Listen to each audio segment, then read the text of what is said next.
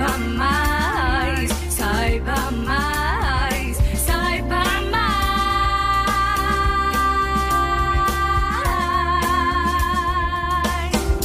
Olá, meus queridos, que alegria estar com vocês mais uma vez no programa Saiba Mais.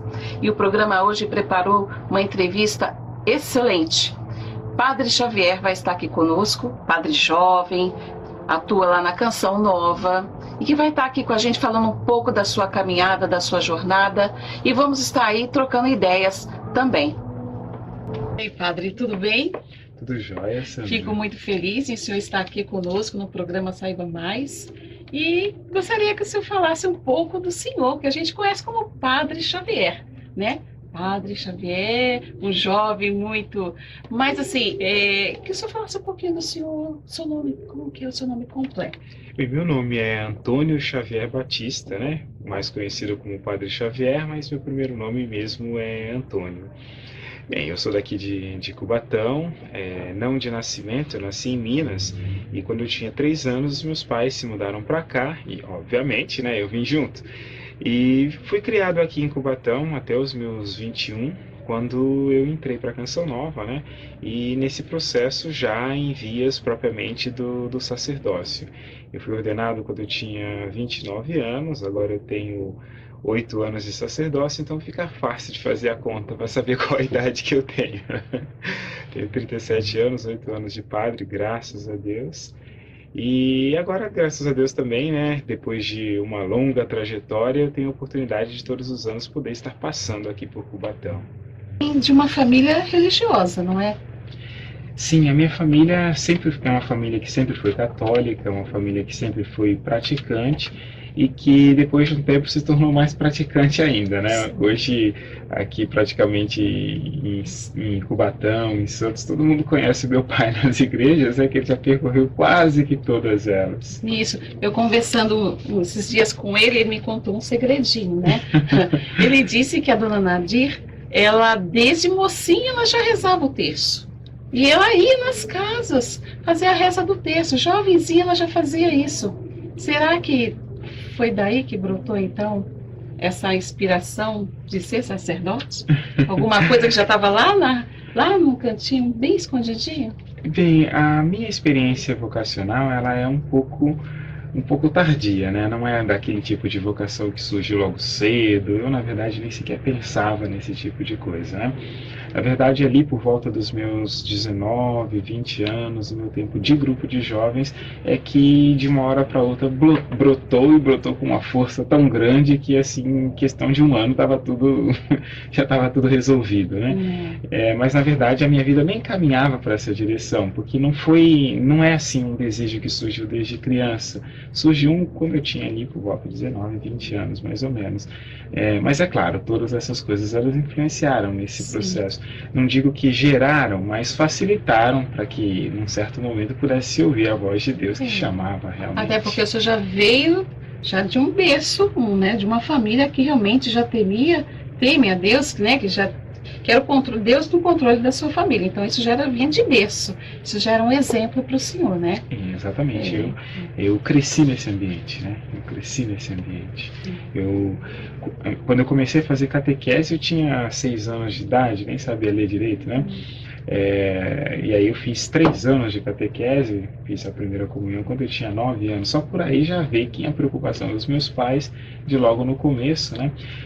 De já dar início a esse processo, mas também porque o meu irmão, que é 2 anos mais velho do que eu, meu irmão mais velho, nesse tempo ele também estava começando a catequese. Então, fomos nós dois de vez, né? Mas mesmo assim ele começou com uma idade também começou bem jovem também, e eu nem sabia ler direito, estava entrando já. Estava lá, querendo fazer também a catequese. Antes do senhor ser sacerdote, como que era a sua vida e o que o senhor fazia? Bem, eu estudei, né? Eu fiz ciências da computação. Antes disso, eu tinha feito também mecânica para projetos, né? Nossa. Trabalhava exatamente aqui em uma das indústrias aqui em Cubatão. Nada inteligente, né? Não, era o caminho para escolher essas coisas tem que ser. Mas foi tudo muito rápido, né? Porque logo ali no início dos 21 eu já estava ingressando na Canção Nova. Até imaginei que nem fosse utilizar mais essas coisas, mas pelo contrário, né? Durante mais uns 4 anos eu ainda atuei, mesmo dentro da Canção Nova, propriamente nessa área de desenvolvimento de sites, de coisas assim, né? Isso foi muito bom, foi muito Foi uma bom. experiência boa, não é? Foi, Porque trabalhou aqui foi servir lá na frente, lá na canção. exatamente. Trabalhei aqui, trabalhei em São Paulo e depois. Padre, eu tenho aqui umas perguntinhas dos jovens, porque eles estavam sabendo que a gente ia estar fazendo essa entrevista, eles me mandaram por e-mail e tudo, algumas perguntas que eles gostariam de estar presente, assim, mais, né? Então, eles mandaram Ótimo. aqui para a gente estar fazendo, eu vou fazer para o senhor, tá? Eu vou falar aqui que a pergunta é do Wesley. Wesley, ele está, inclusive, se preparando para entrar no seminário, é um jovem da nossa comunidade também, e ele está se preparando. E aí ele fez uma pergunta até que interessante. É assim, o Papa, ele deu várias instruções, várias diretrizes para se bem viver o Ano Santo. Uhum. E os jovens, na sua opinião, qual é a forma mais adequada para que a juventude possa propagar a misericórdia dentro desse tempo propício, já que é tão difícil? Porque também hoje está complicado, porque a segurança, ele falou assim, essa desqualificação. Como que faz para o jovem tá, né, propagando a misericórdia nesse mundo que a gente está, que tão violento, e como que o senhor poderia estar respondendo essa pergunta para ele, para o Wesley? Acontece assim, a principal preocupação do Papa diz respeito à misericórdia dentro das próprias relações humanas, né? Então não é simplesmente anunciar a misericórdia, falar sobre a misericórdia, disseminar a misericórdia, mas a principal intenção do Papa com esse Ano Santo é que se viva a misericórdia nas relações, nos relacionamentos que nós temos, as pessoas com quem nós convivemos, com quem nós estamos ali lidando. Então, não é exatamente a ideia de se fazer um projeto sobre o ano da misericórdia, mas sim de se encarnar essa espiritualidade da misericórdia. E o Papa, inclusive, na própria bula de abertura do Ano Santo, ele faz questão de colocar ali alguns detalhes, né? Porque misericórdia não tá ligada somente à questão de pecado ou não pecado, não é isso, né? É ali, claro, que entra a misericórdia, entra o perdão, mas o que está em jogo não é só isso. Está em jogo exatamente a qualidade de como uma pessoa acaba lidando com a outra. Por exemplo, nas decepções que nós temos com os outros, nas dificuldades de relacionamento que nós possuímos, como se deve de verdade agir com misericórdia, que não é nenhuma outra coisa que não considerar de verdade um mal como supremo, não considerar uma coisa difícil que aconteça entre a gente como aquela terrível e que é capaz de destruir um relacionamento, destruir uma ligação, né? Por isso ele coloca, inclusive, aquela advertência àqueles que são políticos e que são corruptos, né? Fazendo uma demonstração assim, muito forte, inclusive, porque diz isso daqui, por si só, já produz tanto mal, mas tanto mal, que as pessoas até deveriam se envergonhar de fazer esse tipo de atitude, mesmo sendo secreta, não deveria agir assim. Por isso, por parte dos jovens, a boa forma de verdade de se viver e de até propagar o Ano Santo é considerar propriamente aquilo que ele chama de espiritualidade da misericórdia. Ou seja, não ser duro demais com os outros, tomar cuidado com aquilo que se fala, não ficar rompendo diretamente relacionamento com os outros, não cair nessa didática de ficar julgando as pessoas. Perceber também que às vezes existe aquela questão de simpatia, de antipatia, que é uma coisa normal, todo mundo tem isso, mas não deixar de verdade que as nossas amizades sejam marcadas somente pelas nossas simpatias e que aqueles com quem não se tem simpatia, então se cultive exatamente uma certa revolta, uma certa briga, ou então se feche de verdade a porta para a amizade. Não transformar essas coisas, não absolutizar, não transformar de verdade em motivo de inimizade com as pessoas. Não podemos esquecer, tudo isso é um dos aspectos daquilo que o próprio Papa chama de cultura do encontro, né? Quer dizer, quem tem um coração, já que o tem, que deixa que ele bata, né? Quer dizer, dá liberdade aos nossos sentimentos bons com as pessoas, não agir com educação e assim viver, né? Quer dizer, não tem propriamente um projeto que se possa colocar, mas existem coisas, existem para estarem dentro da vida habitual que se vive. Porque a espiritualidade da misericórdia ela deve ser natural. E contínuo, né? Assim, não é de repente, porque nós estamos no ano da misericórdia e vamos viver dessa forma. Não, o ano da misericórdia tem que ser todos os dias da nossa vida, sempre. Sim, ele é para ser a intenção é que seja um ano pedagógico, colocando algo em destaque. Nós então nos esforçamos para viver bem aquilo. Depois que nos esforçamos e que vivemos bem, então passamos a agir com naturalidade daquele jeito. Certo.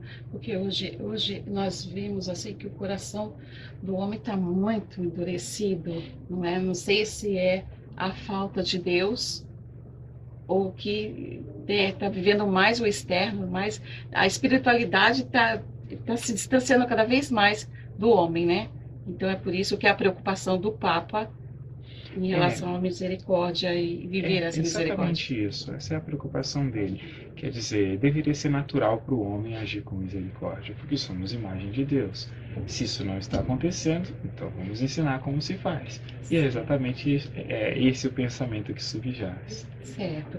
Aqui eu tenho uma outra pergunta, que é do jovem, do Sander Ruas.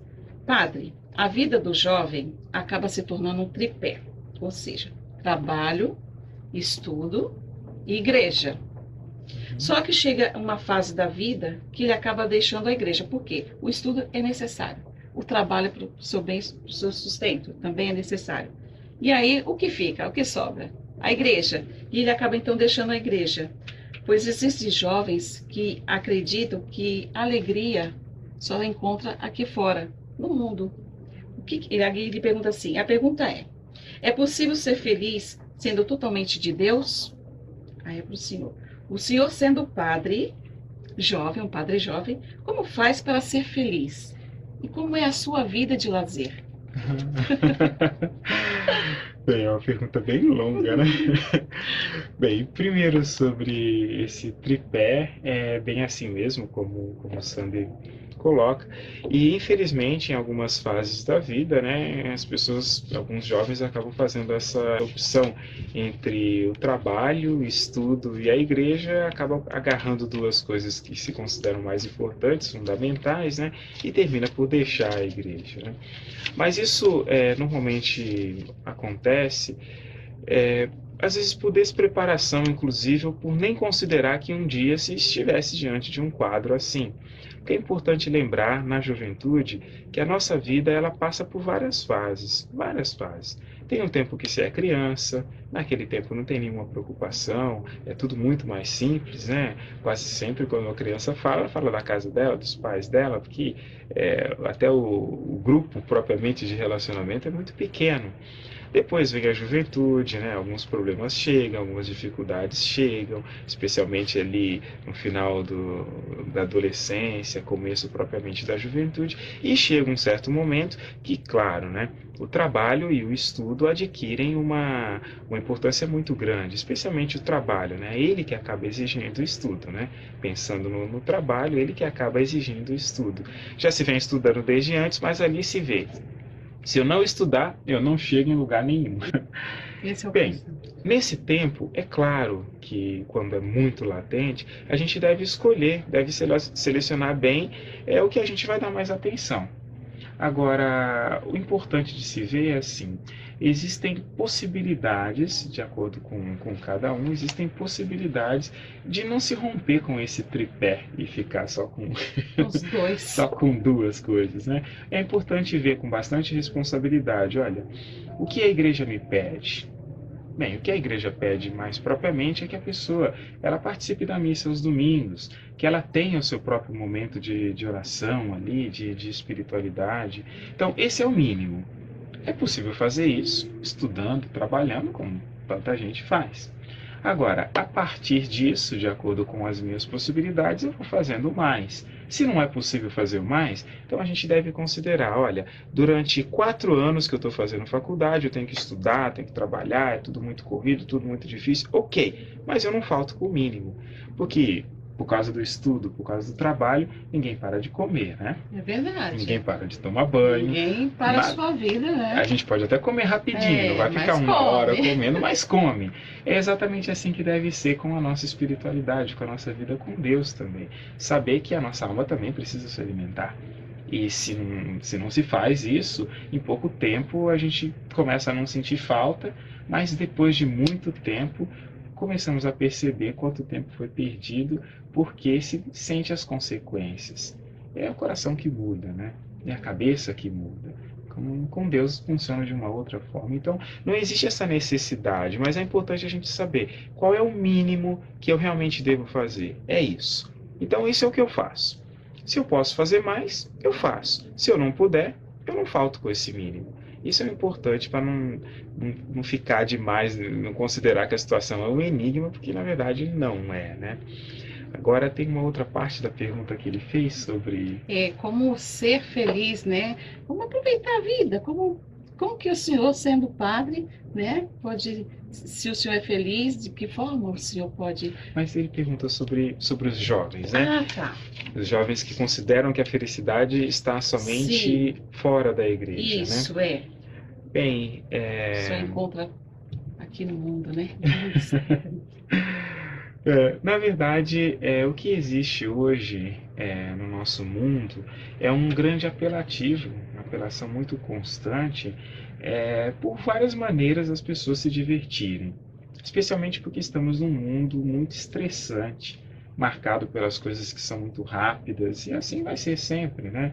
Nós nos deslocamos demais, nós ouvimos barulho demais, nós estudamos demais, trabalhamos muito, estamos sempre envolvidos numa dinâmica muito rápida, e que isso tudo, que mudou em poucos anos, né, poucas décadas, não é propriamente o ambiente que nós, pessoas mesmo, desejamos. Um sinal disso é quando a gente tem um tempo de folga, o que a gente faz?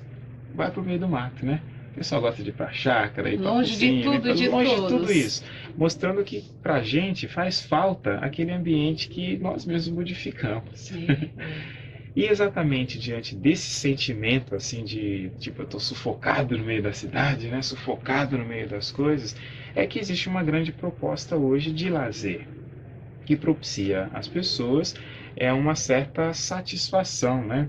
Ela esquece tudo aquilo que ela estava fazendo e aí diz assim, estou me divertindo.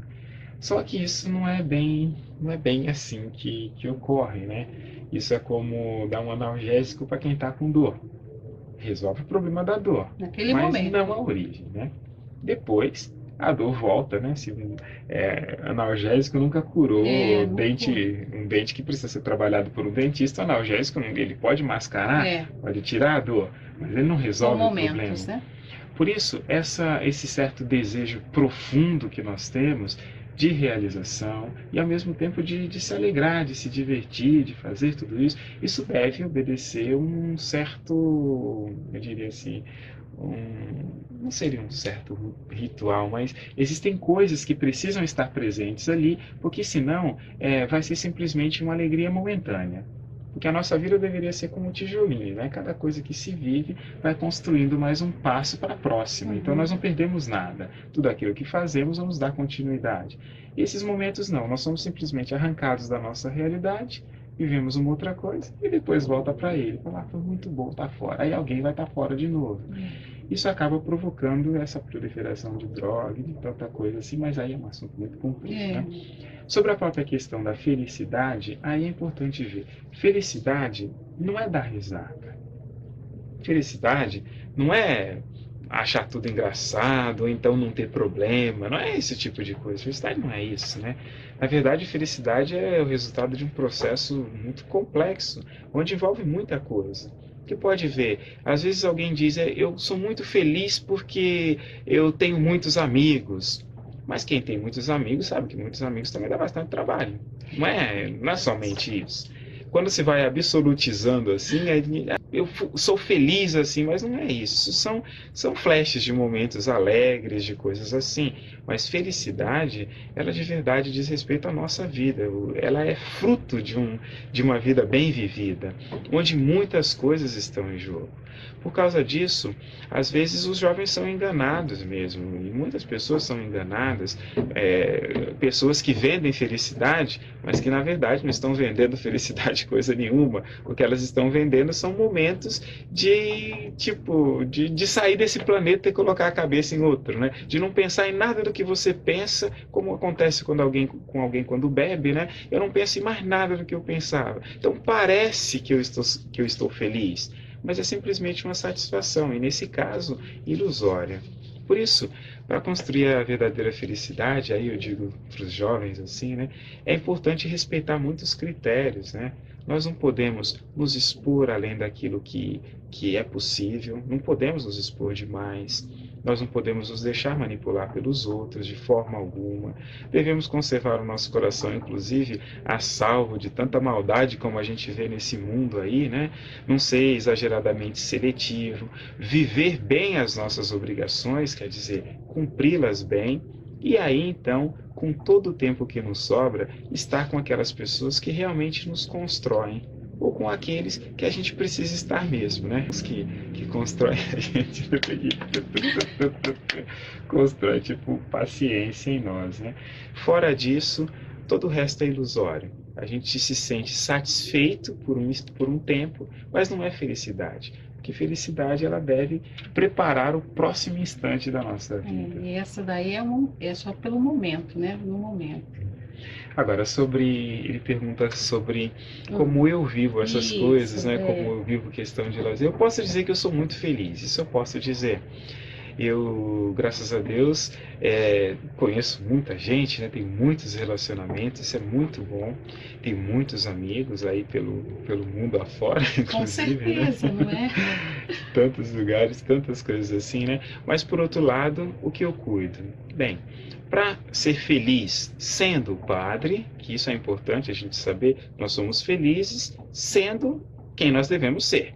Fora disso, não é mascarar, né? É ser um personagem, né? Para ser feliz sendo padre, então eu sigo aquilo que realmente é necessário. Como eu tenho uma vida que é mais exigente, então, claro, eu tenho atividades de lazer, eu sempre corro todo dia, eu estou sempre... Porque senão a gente pode se envolver numa situação estressante e deixar com que o estresse venha consumir a gente. E aí, depois, cadê a felicidade? Não vem. Então, vamos correr, vamos nos divertir, vamos encontrar com os outros, né? Não ficar preso somente em coisas chatas, difíceis, né? Como aquelas pessoas que só sabem falar de política do Brasil, de política, de esses sofrimento, negócios. né? Não, tem outras coisas mais importantes. Vamos falar da gente. E aí... Tem tanta coisa boa para a gente falar, não é? A gente viver de verdade, né? Viver com dessa qualidade forma, de vida, né? Claro, eu não acredito que alguém possa se dizer de verdade feliz se não houver por trás da pessoa uma boa oração. Quer dizer, é importante uma boa oração. E quando eu digo boa oração, eu não estou falando em quantidade. Se for possível, muito, ótimo. Mas uma oração que seja boa, que seja cheia de qualidade, que seja uma oração frutuosa, né? Eu sempre uso a missão de dizer, bem, nós entramos na capela e rezamos, né? Depois nós saímos. A nossa oração precisa sair da capela com a gente, né? Não vai ficar presa ali, porque ela deve de verdade entrar na nossa vida. É verdade. E assim eu vivo. E assim você viu. Que Não bom, sei o né? que mais E fica poderia aí dizer. a experiência do Padre Xavier para vocês que estão nos assistindo, os jovens, né?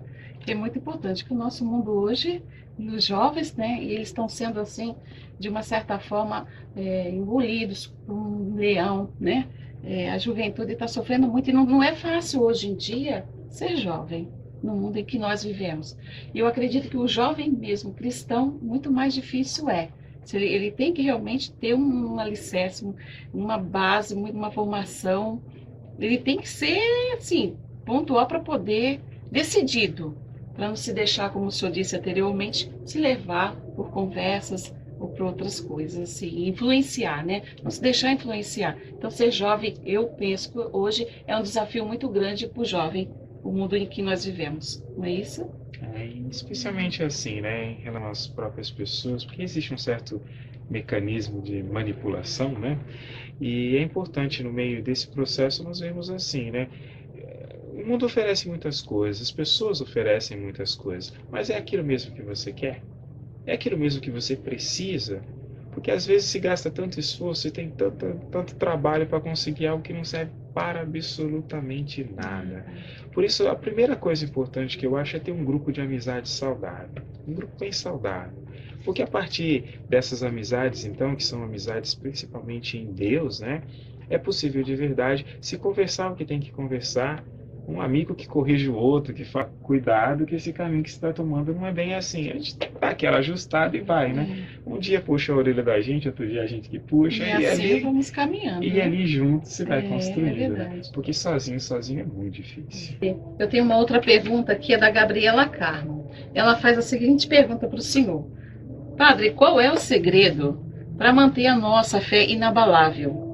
E o que fazer para que os acontecimentos externos, ela cita, tais como a crise econômica, a violência que é muito grande, doenças que surgem a cada dia, como viver sem afetar a crença de nós jovens?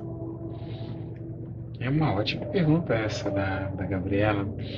Bem, sobre uma fé inabalável, como ter essa fé, na verdade é impossível ter essa fé inabalável. É próprio da fé sofrer abalos, é próprio da própria fé ela sofrer crises, inclusive. Porque à medida que a nossa fé ela vai passando de um estágio de menos maturidade para um de mais maturidade, sempre vai ser marcado por tensões, sempre vai existir.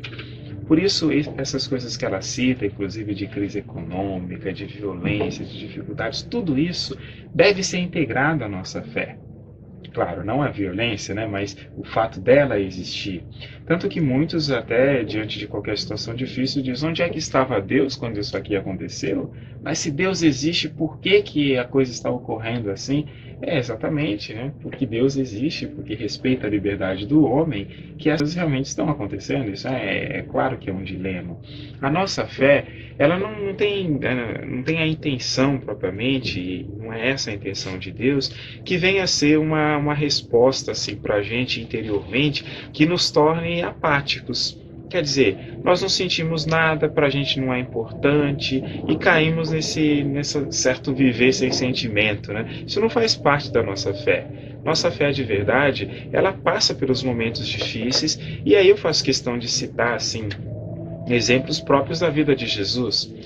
Quando Jesus estava vivendo, né, tanta coisa que fez, que anunciou, muitos momentos as coisas funcionaram bem. E no final tinha sempre uma grande alegria, né? Mas outros momentos as coisas não funcionaram tão bem assim.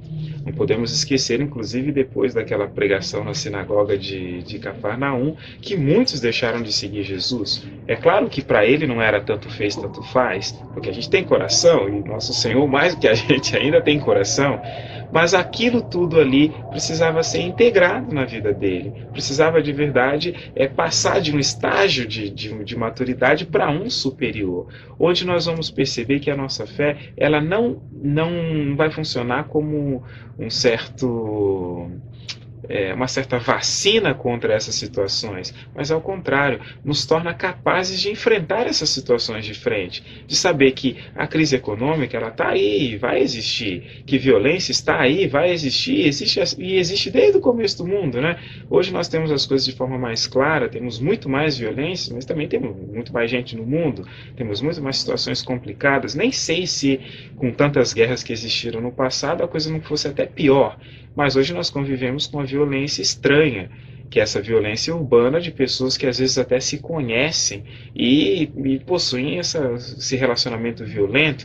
O que nós temos de certeza com a nossa fé é o seguinte: a nossa fé nos aponta, inclusive, para a segunda vinda de Jesus, nos aponta para o céu, para o paraíso, para aquilo que vai vir lá na frente. Isso nos garante o quê?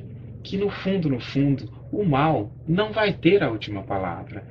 De que todas essas coisas que ocorrem, em um certo momento, elas vão deixar de existir. Porque nesse exato momento, Deus está vencendo, porque Deus não perde nunca. Só que não é muito visível essas coisas. Depois, no concreto, nós vamos ver isso acontecer. Por isso a nossa fé ela não é uma fé que funciona como uma filosofia de vida, não se abale, se mantenha assim, não, mas é certeza de que realmente Deus, num certo momento, vai colocar fim a tudo isso. E por causa disso, nós não temos motivos para sermos pessoas pessimistas, né? O otimismo é próprio do cristianismo, né? Mas um otimismo, claro, baseado no real, né? Se espera aquilo que realmente pode vir naquele momento. Mas a gente não deve se desesperar por essas coisas. Pelo contrário, a crise econômica é um nome dado para um momento que nós vivemos onde as pessoas, por causa de uma vivência não ética, acabaram produzindo. É claro que só se sai disso se outras pessoas viverem exatamente o contrário. Vivendo bem a nossa fé, nós nos qualificamos para ser de verdade essas pessoas que vão corrigir o problema. Então, a fé inabalável, Gabriela, ela de verdade não existe, porque são as sacudidas de verdade que a gente vai sofrendo no meio do caminho que vai amadurecendo a nossa fé. E aí, em certos momentos, a gente se encontra em crise mesmo. Qual que é o problema? Os santos tiveram crises, veja a oração de Jesus no Getsemane, todos tiveram essas coisas. O importante é saber que a gente, depois de reorganizar o nosso coração, continuamos a nossa estrada com Deus, né? E vamos construir, se Deus quiser, muita coisa boa nesse mundo.